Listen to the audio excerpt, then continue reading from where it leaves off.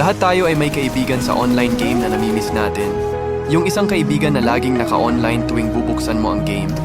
Yung kaibigang kasama mong mag-rank tuwing gabi. Yung taong ginawang katatawanan pag natatalo kayo sa mga laban. Magkasama kayong tumawa, nagtatalo dahil sa mga loot. Ipinagdiriwang ang bawat panalo na parang tunay na tournament. Minsan, nananatili lang kayo sa lobby at nag-uusap ng kung ano-ano, na parang matagal na kayong magkakilala. At ang nakakatuwa pa, hindi naman natin sila nakilala sa tunay na buhay. Pero kahit ganon, naging mahalaga pa rin sila sa atin. Tapos, isang araw, unti-unti na siyang tumigil sa pag-login. Noong una, akala mo ay busy lang siya, kaya naghihintay ka para bukas. Ang bukas ay naging isang linggo.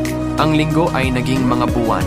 At ngayon, kapag binubuksan mo ang friend list mo, nandoon pa rin ang pangalan niya. Pero ang huling petsa na naka-online siya ay lalong nakakasakit tuwing nakikita mo. Daan-daang araw nang hindi siya naka-online. Walang paalam, walang huling laro, walang paliwanag, tanging mga alaala na lang. At ang totoo, isa ito sa pinakamalungkot na bagay sa larong ito. Hindi ko alam, siguro. Dahil ang ilang kaibigan online ay tunay din namang kaibigan.